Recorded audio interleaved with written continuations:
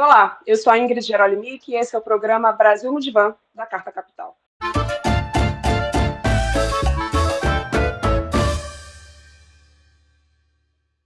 A nossa tarefa aqui é pensar o Brasil junto com ele. E para isso nós vamos trazer o país para análise e revisitar a nossa história por uma perspectiva social, cultural e psicanalítica. E não se esqueçam, nós estamos nas principais plataformas de podcast e no canal de Carta Capital no YouTube.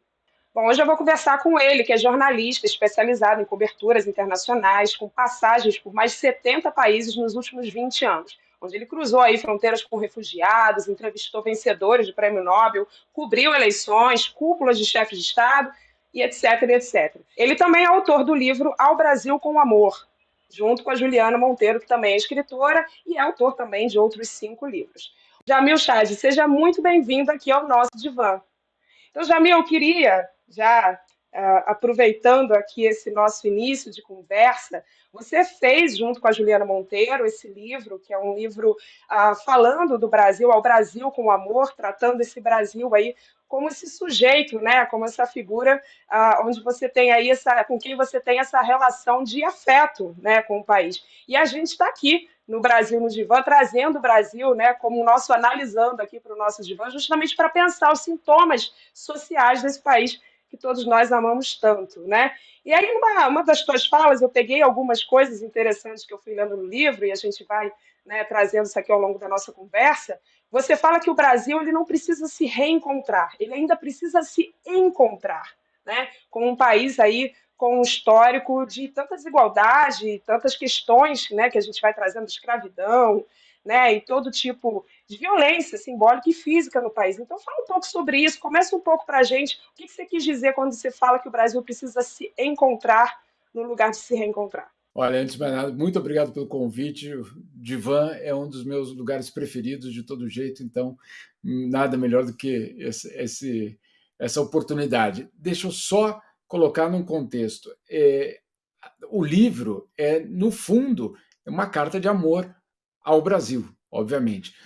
Agora, ele é uma troca de cartas entre eu, que estou aqui em Genebra, e a Juliana Monteiro, que está em Roma, é uma jornalista e escritora brasileira que também está lá, e nós dois, no exterior, justamente trocando cartas sobre esse país, que obviamente é o nosso. Eu só tenho esse país como passaporte, como identidade, como nacionalidade. Basicamente, obviamente o meu país, apesar de eu não viver aqui. E eu recomendo vocês a lerem a Juliana Monteiro, porque, de fato, ela é absolutamente cirúrgica nessa tentativa de descobrir o que é que nós podemos fazer desse Brasil, né? dessa relação que a gente tem. Então, é absolutamente... foi uma experiência espetacular escrever com ela.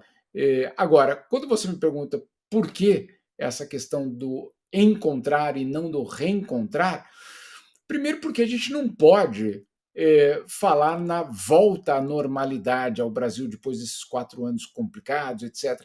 Ninguém volta a nada que, primeiro, depois de um trauma desse tamanho. Qual trauma? O trauma da pandemia e o trauma da extrema-direita no poder. São 2 traumas que nós vivemos de forma simultânea. Nós não podemos voltar simplesmente sem que a gente não tenha, obviamente, sido transformado por esses 2 fenômenos. Esse é o primeiro aspecto. Agora, a questão central é que país era aquele, antes da pandemia, antes do bolsonarismo, que nós queremos voltar? Eu não quero voltar para aquele país absolutamente racista, absolutamente violento, com um histórico de discriminação profundo, né? A gente vê até hoje em vinícolas do Sul, enfim, em tantos outros casos. Não é se reencontrar, porque, na minha opinião, nós nunca tivemos, de fato, um primeiro encontro como sociedade. Nós tivemos exploração, nós tivemos a construção de uma economia baseada em violações profundas de direitos humanos. E quando eu falo, então, que é hora de o Brasil finalmente se encontrar, é porque, de fato, chegou o momento de a gente começar a construir uma sociedade na qual todos caibam, como diz até o Silvio Almeida, o atual ministro de Direitos Humanos, professor acadêmico absolutamente brilhante, e ele coloca isso, onde todos caibam. Um local onde todos caibam não é um local de reencontro, é um local de primeiro encontro. Por isso que eu coloco dessa forma e insisto, dizer vamos voltar ao que era não é suficiente. Dizer vamos voltar ou vamos reconstruir a democracia, não, vamos construir a democracia, porque aquela que existia antes da pandemia, antes do bolsonarismo, era insuficiente, insustentável e mostrou todas as suas falhas. Você acha que a indiferença ela é um dos pilares que constrói o Brasil? No sentido que você tem uma fala tua onde você faz ali, você traz o exemplo da guerra da Ucrânia, né? E que você, até vizinhos teus, enfim, pessoas que você viu terem muita solidariedade, apresentarem ali, né, muita solidariedade em relação aos refugiados da Ucrânia. Mas você, nessa mesma fala, você diz que você não viu isso em outras situações onde você esteve atuando ali como jornalista e acompanhando, né, refugiados, sobretudo de países árabes, países africanos, trazendo essa realidade aqui para o Brasil. A gente teve lá também em 2020 aquela situação nos Estados Unidos, né, que deflagrou ali um grande movimento do George Floyd quando ele é assassinado pela polícia americana, aquele movimento I can't breathe, né, eu não consigo respirar. E muitos brasileiros, né, o mundo todo, né, de uma certa maneira, solidário ali àquele movimento. Mas no Brasil, por exemplo, é muito comum a gente ver todos os dias nos jornais crianças e jovens negros nas periferias, nas favelas, morrendo, assassinados pelo Estado, pela guerra ao tráfico, e essa comoção não existe, quer dizer, isso continua acontecendo no Brasil. Por que você acha que existe, de uma certa maneira, uma solidariedade, um olhar de empatia ele acaba sendo ali, acontece para uns, mas não funciona para outros? Por que você acha que isso acontece? Isso é uma das características, eu acho, dramáticas da nossa sociedade, não é só brasileira, é uma característica de várias sociedades. Vamos colocar em números, o número de refugiados ucranianos é gigantesco, são 4, 5 milhões de pessoas, de um total de 100 milhões de refugiados e deslocados. Onde estão os outros 95 milhões de refugiados e deslocados que nós não estamos vendo, que são invisíveis? Essa parte dramática dessa história, né? Porque, claro, e não estou dizendo aqui o ucraniano sofre menos, não, absolutamente, a guerra na Ucrânia é absolutamente dramática. As violações de direitos humanos na Ucrânia são absolutamente dramáticas. Um ucraniano, uma família ucraniana, ela vive eu diria, aquela destruição do seu futuro de uma forma muito intensa. Então, não estou dizendo que ele sofre menos. Agora, onde é que estavam todos esses, por exemplo, europeus tão solidários quando aqueles outros 95 milhões de pessoas pelo mundo percorriam fronteiras, percorriam territórios em busca de segurança? Não vi nada parecido. Vou te dar um exemplo também dessa seletividade de indignação, né? Dessa seletividade de empatia. Outro dia aqui na ONU, eu fui cobrir um evento que era sobre a Ucrânia, era um debate muito técnico, inclusive, sobre desarmamento entre Rússia e Ucrânia, e a imprensa toda e todos os diplomatas estavam nessa sala, na porta dessa sala. E eu vi que tinha uma outra sala, não muito longe dali, para onde estava indo o secretário-geral da ONU, o Antônio Guterres. Fiquei pensando, puxa, com tudo isso aqui acontecendo, ele está indo para uma outra sala. O que tem na outra sala? Na outra sala era o debate sobre a guerra no Iêmen. E não tinha ninguém.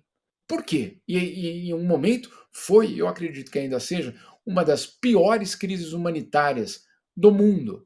E como é que nós esquecemos disso tudo? Por que eles valem menos?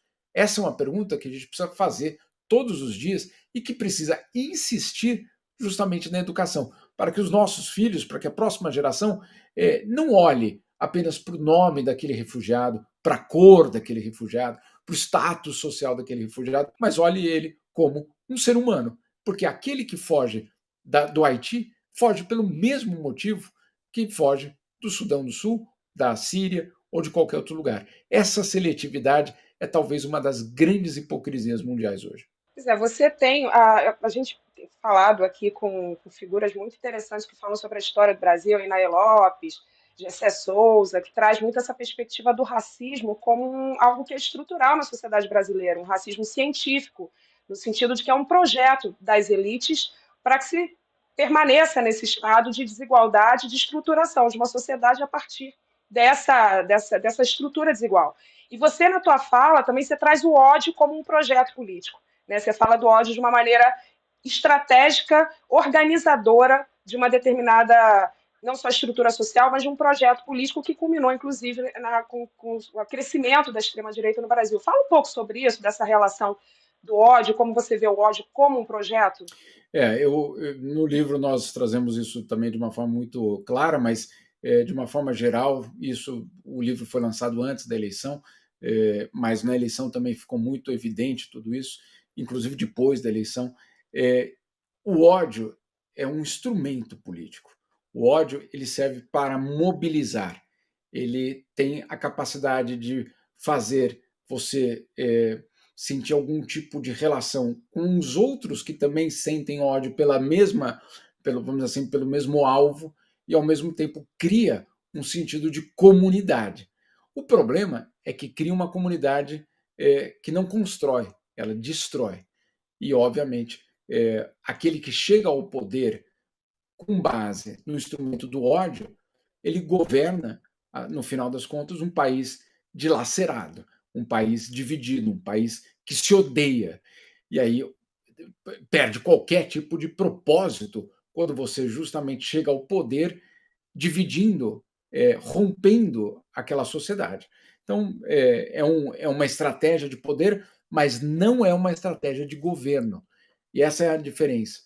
O ódio permite que uma pessoa chegue ao poder ou que se mantenha no poder, mas ela não permite que aquele grupo no poder possa, de fato, construir, possa, de fato, governar.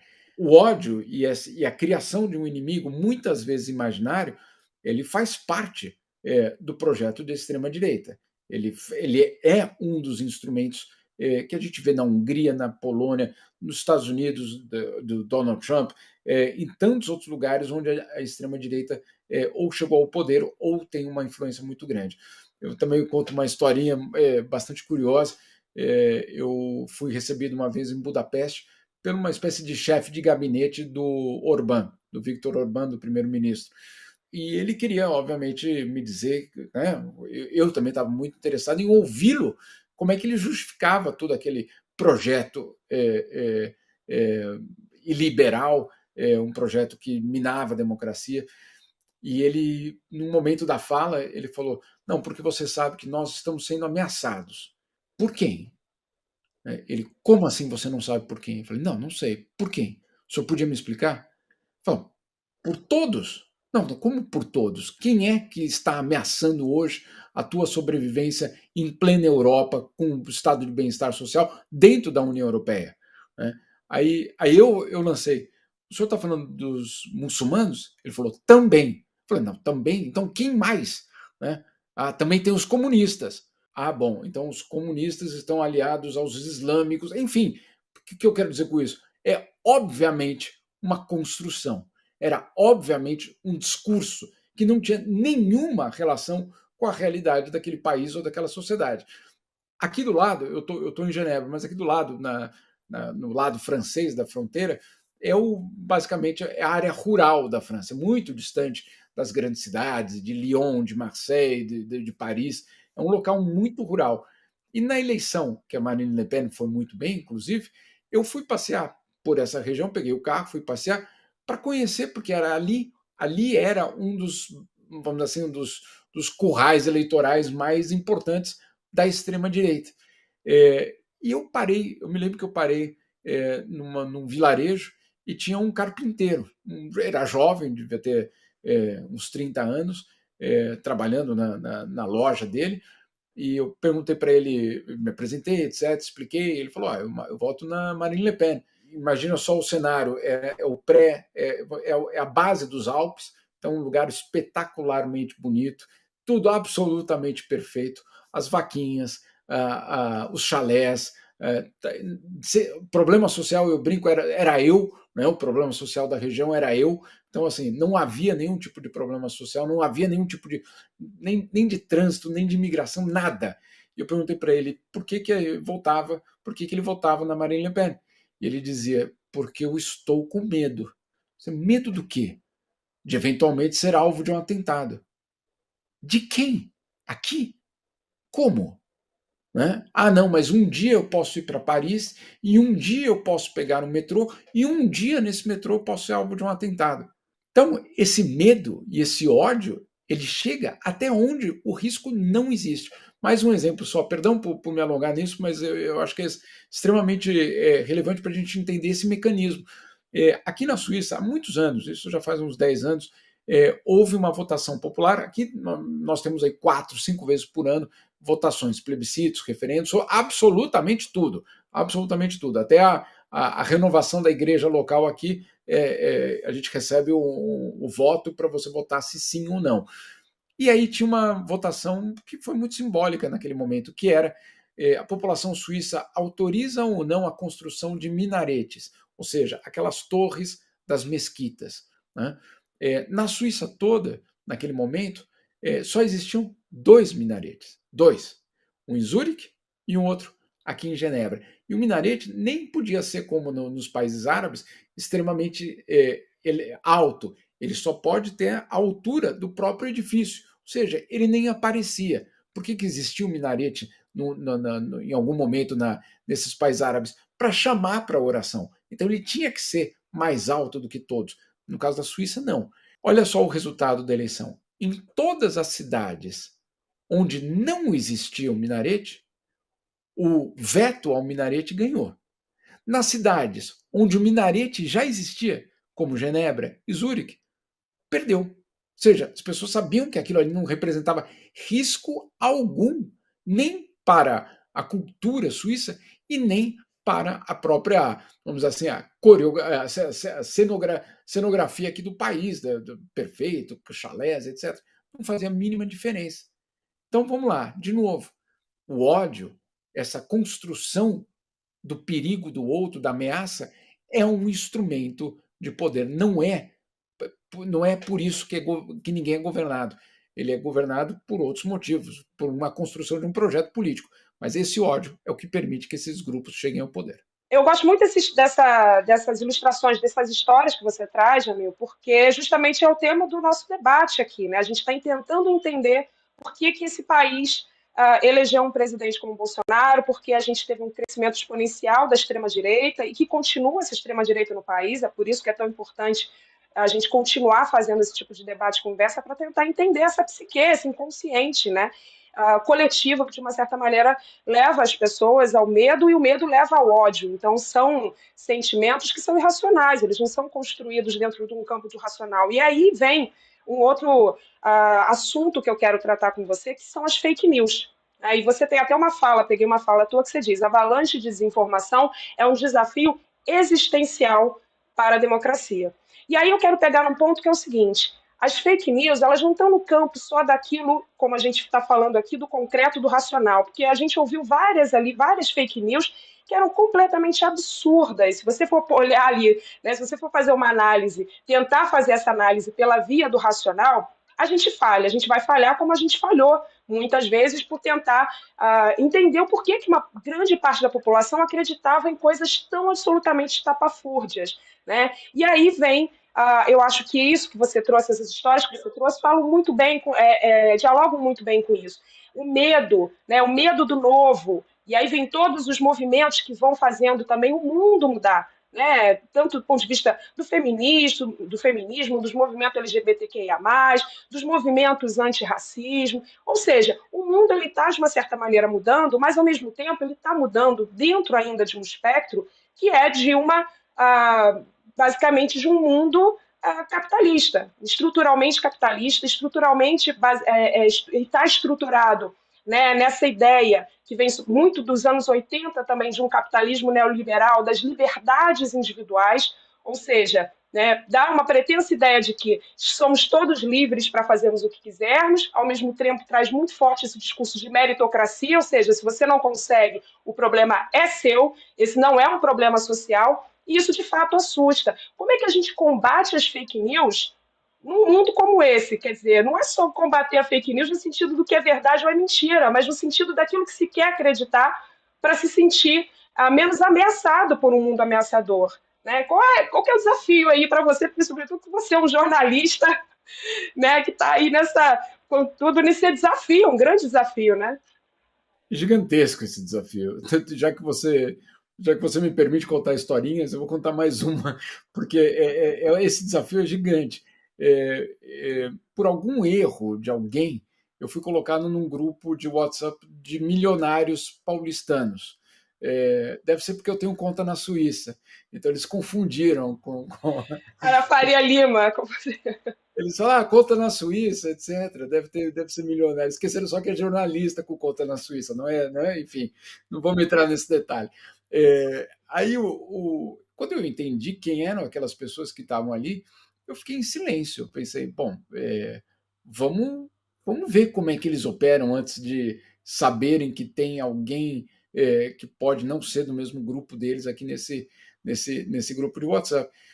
E aí, no auge da pandemia, uns dias antes, saiu uma carta do CDC. O CDC é o Center for Disease Control, que é a NASA, basicamente, da pesquisa médica nos Estados Unidos, né? É um dos grandes centros do mundo. E nem o primeiro C, nem o último C do CDC não tem nenhuma relação com comunismo. Tá? É Center for Disease Control. Nada de esquerda, não tem nada disso. Eles colocaram uma carta pública pedindo às instituições de pesquisa dos Estados Unidos que parassem de investir dinheiro na cloroquina, dizendo não funciona. Não só não funciona, mas já está provado que não funciona. Não adianta mais fazer pesquisa para ver se ela funciona. Não, ela não funciona. Por favor, usem o dinheiro para outras pesquisas. Era uma carta importante, porque não é só vamos continuar pesquisando para ver se funciona. Não, estava concluído, não funcionava. Muito bem. Alguns dias depois, nesse grupo de WhatsApp, vem uma mensagem com aquelas letras maiúsculas, grandes, com bandeirinhas, santinhos, a gente conhece muito bem, dizendo: a pandemia vai terminar, estamos todos salvos, a cloroquina funciona. Como a idade daquelas pessoas naquele grupo de WhatsApp era bastante elevada, eu juro que eu fiquei. Eu pensei, não, eu preciso falar aqui agora, porque não pode ser que uma desinformação dessa leve alguns deles a acreditar, né? E de repente sair nas ruas ou não usar mais máscara porque leu no WhatsApp de um grupo sem fonte nenhuma informação, sem nenhuma fonte a informação de que a cloroquina funcionava. E todos aplaudindo, é isso mesmo, vamos fazer uma festa, etc. Aí eu fui lá, Ingrid, peguei aquela carta do CDC, me apresentei dizendo, olha, eu sou Jamil Chad, sou jornalista, etc. Olha, infelizmente, porque ninguém torce para um remédio não funcionar. Não existe isso. Né? Vamos torcer para o remédio não funcionar. Não. Né? Quisera eu, que todos, né, na verdade, que a cloroquina tivesse funcionado desde o primeiro dia. Estava resolvida essa história, mas não funciona. Bom, peguei aquela carta e coloquei no grupo, explicando, olha, infelizmente não é verdade, e infelizmente o CDC já está dizendo isso. Qual foi a primeira reação a uma carta oficial colocada por um jornalista no grupo? Quem disse que essa carta é verdadeira? Então, eu pensei, bom, é verdade, né? Eles não têm por que confiar em mim. Então tá bem, fui lá no site, pus o link do site. Resposta seguinte, Ingrid. Você sabe que esses sites são hackeados pelos chineses. Aí você sente, para e pensa, bom, aquela informação lá de cima do grupo, sem nenhuma fonte, tinha mais credibilidade? Por quê? Essa pergunta que a gente precisa fazer. Por esse aspecto que você citou, que é justamente aquela necessidade de reafirmar o que eu penso. Ou, diante do medo, vir com essas teorias e, basicamente, se sentir tranquilo ou confortado que existe uma certeza num mundo cheio de incertezas. Eu até fico muito abismado como num mundo que só tem incerteza, tem tanta gente com tanta certeza. Né?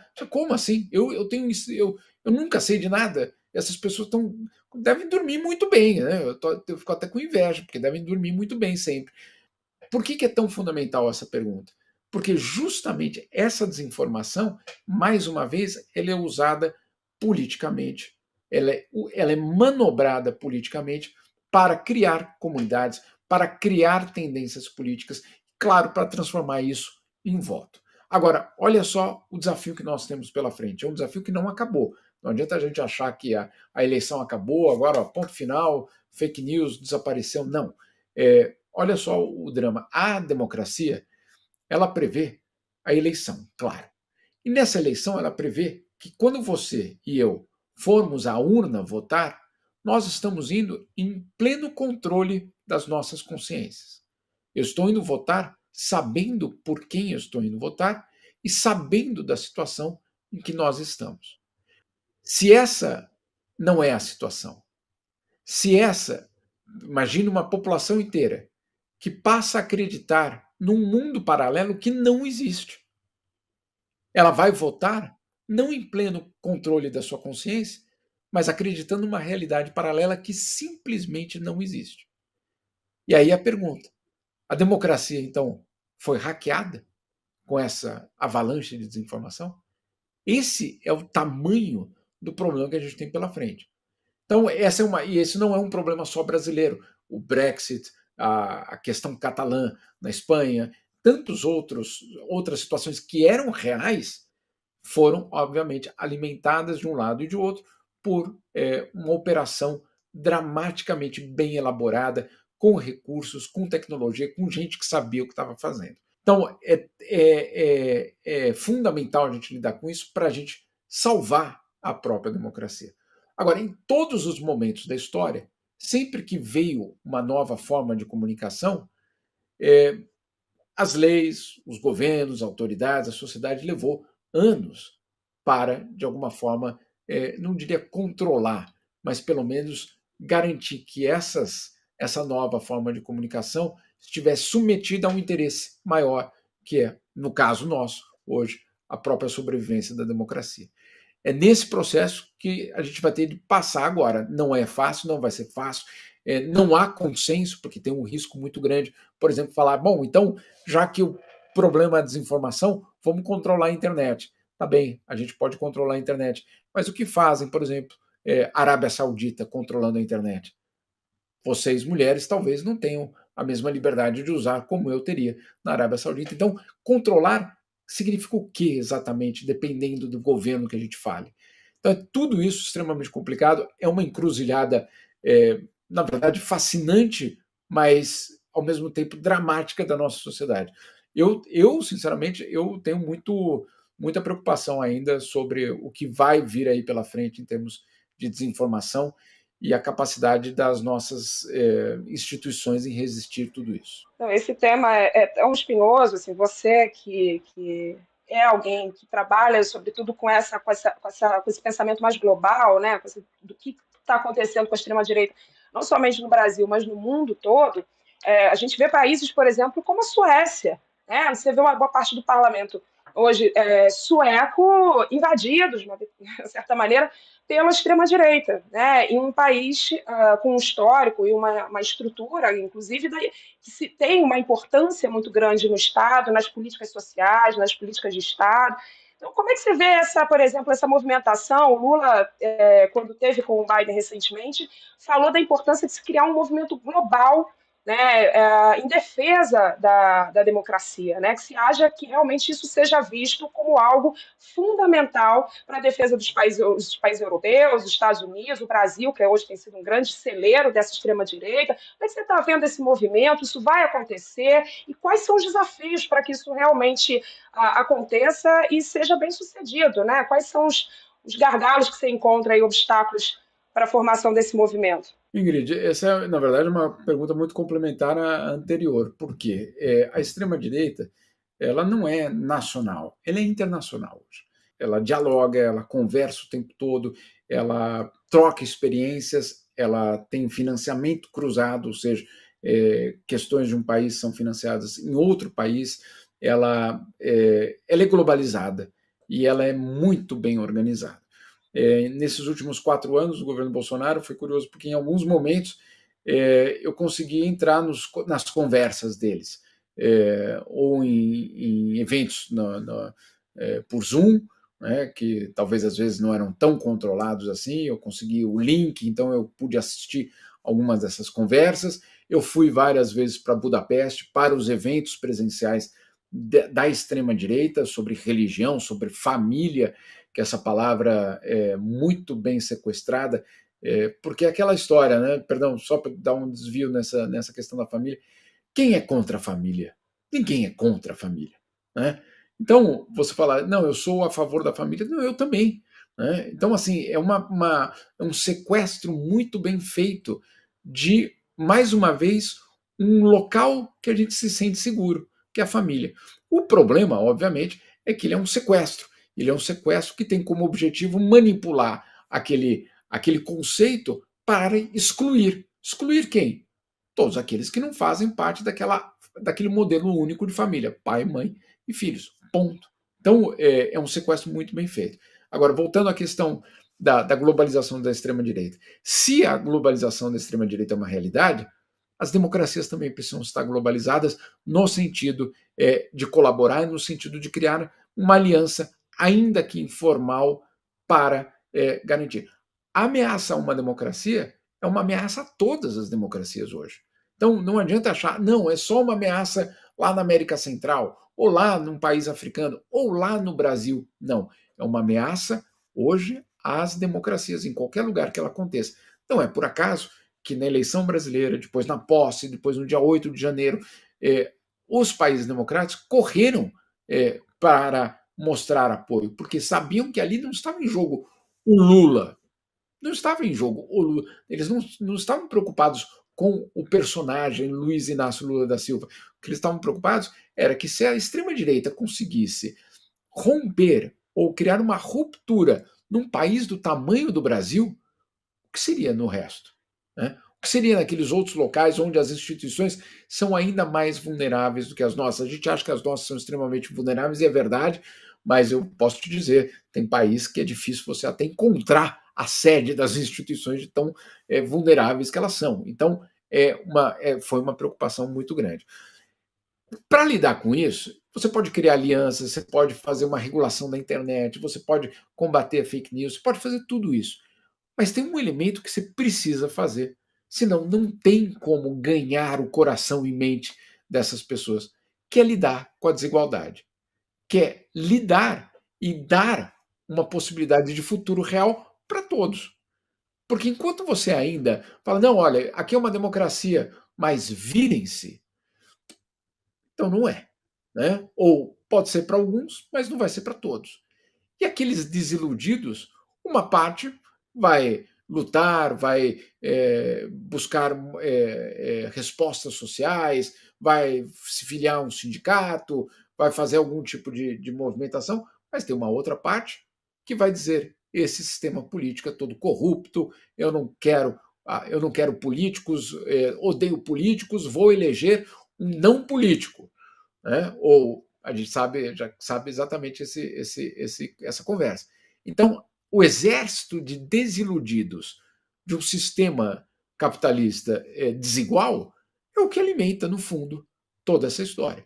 Agora, a gente não adianta ficar falando, não, vamos reforçar o controle sobre as urnas, vamos fazer uma super aliança de democracias, enquanto não houver uma resposta real para essa desigualdade. Se você continua achando, como um cidadão, que você não tem chance alguma na vida, você não vai dizer eu moro numa democracia. Né? Muita gente, inclusive, tem esse questionamento. Então, esse reconhecimento de que o sistema é muito mais falho do que só a questão eleitoral é o que eventualmente vai salvar as democracias. E não, vamos proteger o dia da eleição aqui com todos os seguranças do mundo. Não. Né? Insisto, não há democracia se uma parcela gigantesca daquela população, ou por uma questão social, ou por uma questão de desigualdade, ou por uma questão de gênero, ou por uma questão racial, não fazem parte das decisões. Na semana do dia 8 de março, saiu um estudo, na verdade não foi um estudo, é um discurso do Antônio Guterres, secretário-geral da ONU, em que ele diz que no atual ritmo da redução de disparidade entre homens e mulheres, a gente vai levar 300 anos para ver uma igualdade de gênero. Não dá para esperar 300 anos. né? Agora, esse é só um aspecto dessa disparidade. As outras, no que se refere à questão social, elas são também muito graves. Então, resumindo aqui, queremos construir democracias sólidas que possam resistir à extrema-direita? Vamos lidar com a desigualdade. Muito bom. Tem uma frase no que você no teu livro Ao Brasil com Amor que você começa com uma pergunta, né? Que você diz, afinal, o amanhã é futuro ou é presente? Então, acho que isso responde bem a essa questão, né? É uma questão de construção, acima de tudo, né? E outra fala que você traz também que eu acho muito boa, que é quem morre de fome hoje morre assassinado, né? Sobretudo num país como o Brasil. Você deu até ali o exemplo do padre Júlio Lancelotti, né? Como que num país como o Brasil, que produz tantos alimentos, a gente ainda há pessoas que morram de fome nesse país, porque há realmente uma seletividade, né? Nisso que a gente já tem falado aí sobre empatia, enfim. Agora, uma outra questão que eu queria você, como alguém que atua como jornalista nessa perspectiva internacional, ah, a gente, como um país colonizado que ainda precisa fazer frente, né, poder se empoderar diante de outros países do mundo, que são países claramente ali no jogo, na geopolítica imperialistas, né? O Brasil ainda precisa, né, de se colocar, né, não só nesse mercado, mas se colocar como um país com poder nesse sentido, nessa geopolítica internacional. Como que faz para você juntar duas coisas? Primeiro, a importância de uma soberania nacional, né, que no país, no Brasil, se justifica por esse passado, por esse histórico do Brasil de desigualdade, desigualdade em relação a outros países, países mais ricos do mundo, mas, ao mesmo tempo, a gente se perceber, não só o Brasil, mas a gente se perceber como uma comunidade global, né? Porque você fala aí sobre temas que são temas muito caros, né? São toda essa questão da migração, quanto que isso é uma questão para a Europa, não é uma questão para o Brasil, mas é hoje o principal, né, ponto ali que leva ao crescimento da extrema-direita nos países europeus. Então, isso é realmente algo, né, fundamental de ser discutido. Então, como que a gente faz daí nessa... Como é que resolve essa equação? Né? A gente teve muito esse discurso do Bolsonaro, que obviamente é um discurso fake, porque ali de soberania nacional não tinha absolutamente nada, muito pelo contrário, né? Ele coloca esse discurso como se ele fosse realmente um líder, né? Que se preocupa com a soberania do país, e pelo contrário, ele é o principal vendedor e aquele que traz todo, novamente, o nosso famoso complexo de vira-lata. Né? Mas, de fato, é importante esse conceito de soberania diante desses aspectos aí que eu trouxe, mas eu queria te perguntar como que resolve essa equação, né? Como que a gente pode se ver aí também como, porque isso faz também com que a gente repense o nosso lugar enquanto humanos, porque se vê enquanto comunidade global e olhar para o outro com esse olhar humanizado de que somos todos humanos, somos todos, né, temos todos direitos iguais, isso faz com que a gente também a gente veja, por exemplo, no caso do Brasil, com o crescimento da extrema-direita, a gente olha para os nossos próprios problemas, né? Sobretudo a questão do racismo, da desigualdade, da pobreza. Né? Então, como que faz aí para resolver essa equação, Jamil? Olha, quanto tempo a gente tem aqui? Não, olha, é uma excelente pergunta. Eu acho que, na verdade, é uma pergunta fundamental que muitos governos se fazem, que muitos intelectuais fazem em vários lugares do mundo. Pelo seguinte, vamos só colocar num contexto. A soberania ele é um conceito, não é eterno, ele não nasceu com o planeta, ele é uma construção. Né? A identidade de um, sei lá, reinado já foi baseado em outras coisas que não a nacionalidade. Ele já foi baseado, por exemplo, na religião. Ele já foi baseado em quantas terras o príncipe local, o conde, controlava. A nacionalidade não é exatamente algo antigo, muito pelo contrário. Né? Todos esses eventos que a gente acha que são eternos, Olimpíada, Copa do Mundo, que trazem a nacionalidade, que no fundo colocam essa nacionalidade em evidência, eles não são, eles são na verdade produto dessa construção de algo que é dentro da história da humanidade recente. Muito bem. Por que eu estou dizendo isso? Porque fica muito claro hoje que os desafios eles não são nacionais, que eles não vão ter respostas nacionais. E aí você teria, obviamente, alguém da extrema-direita ou um soberanista dizendo, não, calma aí, a resposta é nacional. Sim, claro que ela é. O SUS é nacional. Né? O sistema de saúde, de educação que você vai ter que criar, vai ser nacional? Vai ser nacional, certamente. Agora, ele precisa dialogar com o vizinho, ele precisa encontrar uma forma de coordenação internacional. Você não vai lidar com a questão climática sozinho. Você pode ter um país com todos os problemas, perdão, com toda a questão climática resolvida e vai ser alvo de uma avalanche ou de uma questão absolutamente dramática por algo que foi criado em outro lugar do mundo. Então você tem aí, obviamente, uma constatação de que essas fronteiras hoje elas não resolvem a questão nacional. Esse é o primeiro aspecto. O segundo aspecto, você falou de imigração, até tem uma história muito curiosa. Eu fiquei fascinado por essa história, no fundo, não pela drama dessa história, mas pelo que ela representa. É, durante a pandemia, duas coisas aconteceram na Alemanha que foram muito chocantes. A primeira delas é que, claro, as fronteiras foram fechadas pela primeira vez em décadas. O que aconteceu, não sei se você se lembra, a pandemia começou ali em fevereiro de 2020, ainda era inverno aqui na Europa. Ela entra na primavera, e na primavera é um momento que tinha que ser plantado nos campos europeus a produção agrícola para depois ser colhida.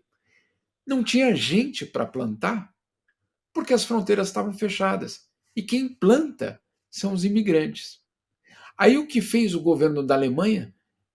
Reservou, se eu não me engano, 4 ou 5 aviões da Lufthansa para ir até a Romênia, buscar imigrantes, trazer para a Alemanha e garantir que a plantação pudesse ser feita para que a colheita meses depois pudesse acontecer. Então, olha só, a gente fala tanto da questão migratória, que ameaça, etc. E aí, quando a fronteira fecha, o governo tem que organizar a busca de imigrantes para resolver aquele problema, que é um problema que seria um problema seríssimo, o desabastecimento de alimentos na Alemanha. Então, essa é uma história absolutamente exemplar dessa questão de soberania versus problemas globais. Segundo momento também chocante, na hora da vacinação.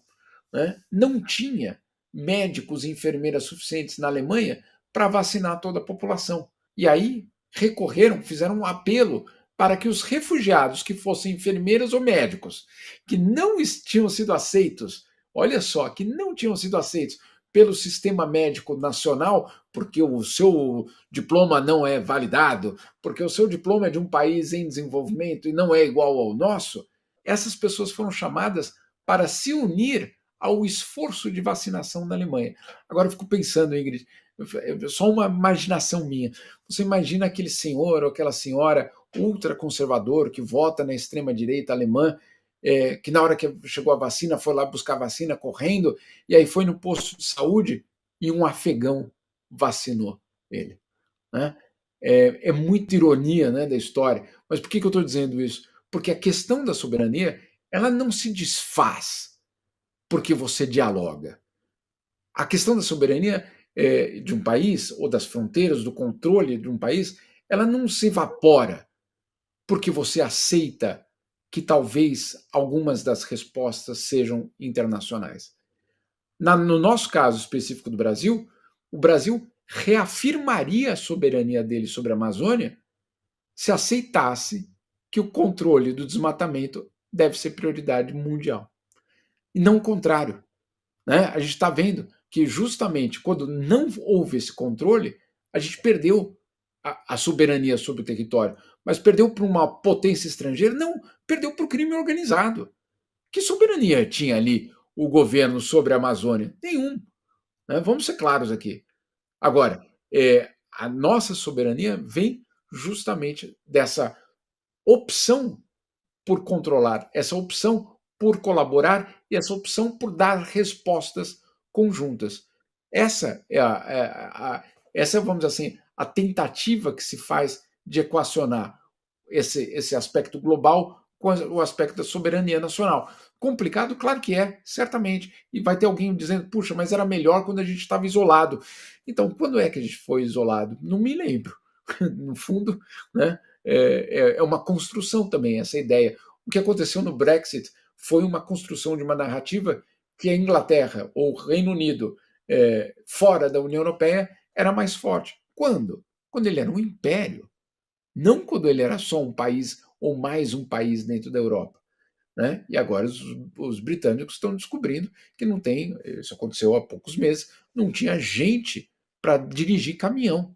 Né? Por quê? Porque ficou mais difícil ser imigrante hoje no Reino Unido. Enfim, é uma equação super complicada de ser fechada, mas os desafios do planeta hoje exigem que sim, a gente olhe para isso tudo com uma outra visão. Eu não consigo pensar, e eu acho que talvez isso porque eu tenho ficado muito tempo aqui fora, já são 23 anos, eu não consigo me sentir outra coisa que não seja brasileiro, mas ao mesmo tempo eu me pergunto, a gente precisa se definir por nacionalidade?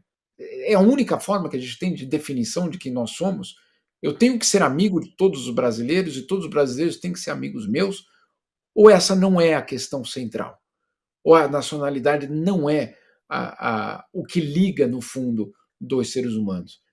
Você pode falar, não, mas a língua comum, os valores, etc. Pode ser. Mas aí a gente está falando de outras coisas, não está falando da nacionalidade. O que eu quero dizer é que nesse mundo em que os desafios climáticos, que a pandemia, que tantos outros problemas mostraram que a gente precisa ter outro tipo de resposta, será que essa é a única forma de identificação? E aqui, fiquem tranquilos, eu não estou falando de John Lennon, fim das fronteiras, vamos todos nos abraçar, não é nada disso, não é nada disso.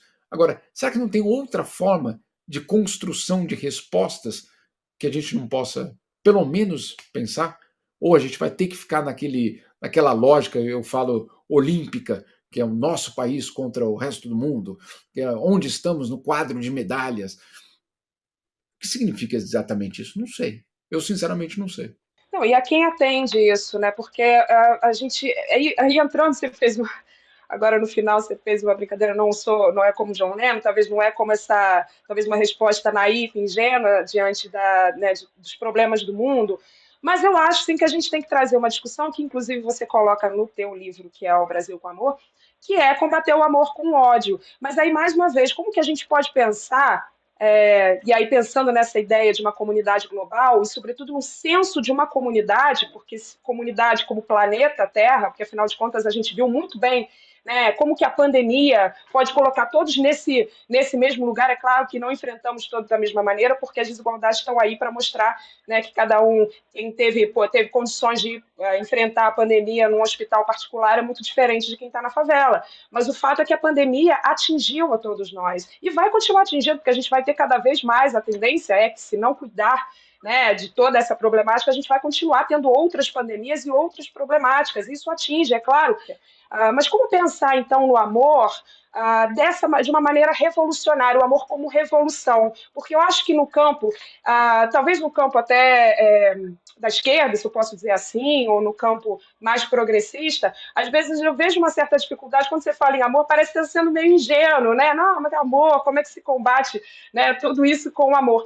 Mas como é que se faz? Como é que se pode pensar o amor dessa maneira? Como algo revolucionário e algo também, aí eu quero te perguntar se você acha que faz parte também dessa ideia de amor e de comunidade, combater o sistema que a gente tem, que é esse sistema que estruturalmente vai continuar sendo desigual, que é o capitalismo, né? Ingrid, até vou citar a Juliana aqui, a Juliana Monteiro, a coautora do livro, porque ela nesse debate, bom, não só nesse, em vários outros debates, ela é absolutamente brilhante, A mas Juliana ela Chique diz, está aqui com a gente, eu vou trazer a diz aqui, Juliana, então fico aqui para vocês. Traremos a Juliana aqui para conversar, porque obviamente a gente também está falando aqui de outras coisas suas, outras, né, enfim, contribuições suas. E a Juliana a gente não achou nesse meio tempo, não conseguiu trazê-la para hoje, mas a gente vai trazer a Juliana, porque ela realmente é uma mulher incrível também, então ela está produzindo muita coisa boa. não, sem dúvida nenhuma.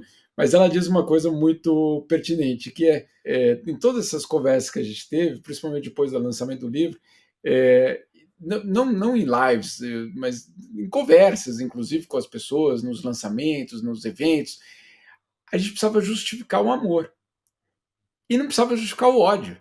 Né? Quer dizer, ninguém ficava justificando o ódio, e a gente precisava ficar, não, olha, o amor, na verdade, olha, eu estou aqui, não, etc. Né? Tentando justificar uma coisa que, obviamente, poderia fazer muito mais sentido do que o ódio. Mas por quê? E aí eu acho que a tua pergunta é absolutamente correta. Não, não é uma visão naíve, inocente, de que todos vamos estar sempre do mesmo lado, de que não existem interesses. Claro que existem, claro que esses interesses se confrontam no nosso dia a dia, e que você tem construção de políticas públicas com base em partes que, mesmo estando do mesmo lado da história, vão se confrontar para que a sua visão, para que a sua decisão vingue. Né? Então, quem estuda ciência política sabe, em toda a faculdade estuda isso muito, a construção de uma decisão política. A construção de uma decisão política, mesmo dentro de um campo, ela é repleta de batalhas, né? Até que aquela decisão final seja anunciada. Então não é o amor como, né, a compreensão mútua sempre de todos com todos. Não, não é isso. Agora, o que é, na minha opinião? Na minha opinião, é transformar isso em políticas públicas. Como? Garantindo a existência do outro. Só isso. E isso, em muitas sociedades, inclusive na nossa, é revolucionário. Porque você dizer, eu vou fazer uma política pública que garanta a existência digna de outra pessoa, ela já é, obviamente, parte de um princípio que talvez a gente não tenha hoje. Né? Então, é aquela que a gente fala, virem-se. Não, virem-se não. Né? É de meu interesse que você sobreviva todos os dias de forma digna, inclusive para consumir os meus produtos se eu sou um grande empresário do ramo X. Né? Então, inclusive economicamente, faz sentido essa transformação. Então, você lidar com todos esses desafios que a gente falou nesse programa de uma forma coerente é falar o que a gente usou a palavra de amor. Pode usar outra palavra, não precisa ser amor. Agora, como a gente lidava com ódio, a questão do amor parecia a antítese perfeita para lidar com ódio. Insisto, não é achar que está todo mundo sempre de acordo com tudo. Agora, é colocar a sobrevivência do outro como prioridade política. E aí tem duas historinhas muito rápidas, prometo, que eu acho que a gente podia lembrar aqui. A primeira delas é a questão da pandemia. A pandemia e a vacina, elas transformaram, na verdade elas transformaram, não transformaram nada, mas elas mostraram algo extremamente poderoso. Ingrid, se eu for do partido opositor ao teu, e nós estivermos vivendo uma pandemia, e eu preciso ou quero disputar a eleição com você, ou contra você, para a presidência no ano que vem, eu posso ser o seu adversário mais duro. Agora, se eu não garantir que você, a tua mãe, o teu pai, o teu avô e a tua avó tenham vacinas, eventualmente aquele vírus pode ganhar uma mutação e pode matar a minha família, mesmo ela tendo sido vacinada. Então, a pandemia mostrou que eu preciso vacinar o meu opositor para que eu sobreviva. Essa é uma das lições talvez mais impressionantes da pandemia, que eu preciso vacinar o outro, seja lá o outro que for, o outro em termos de religião, o outro em termos de classe social, o outro em termos de ideologia, para eu mesmo sobreviver. Isso é válido em qualquer outro aspecto da sociedade. Então é isso que a gente fala, amor. Você, não, mas isso não é amor. Não, nesse contexto, sim.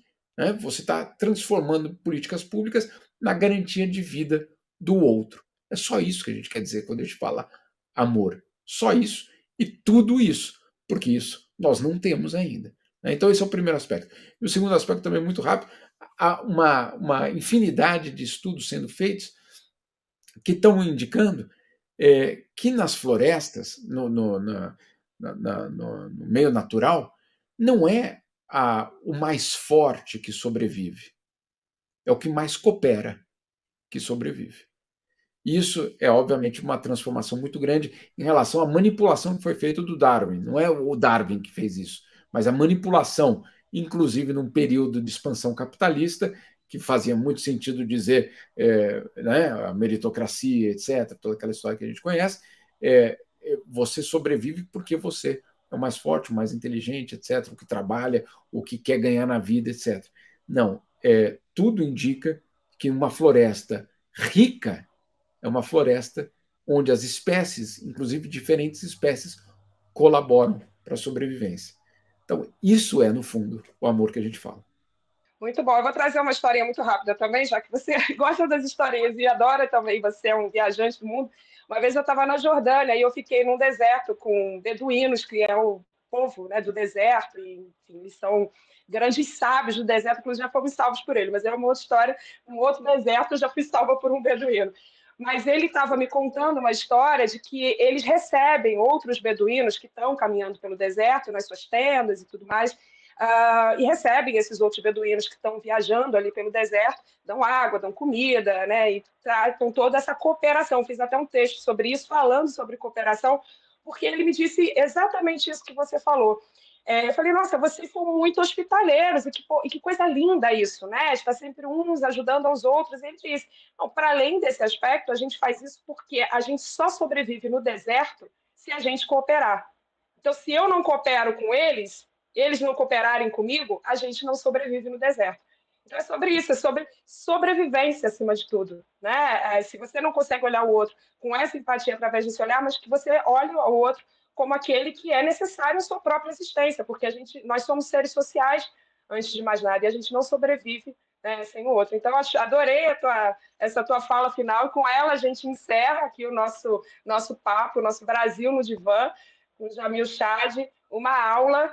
Agradeço muitíssimo a tua participação, adorei conversar com você, Jamil, e acompanho o Jamil, né, todas essas coisas incríveis que ele vem fazendo, tá sempre, né, trazendo algo novo aí para a gente pensar.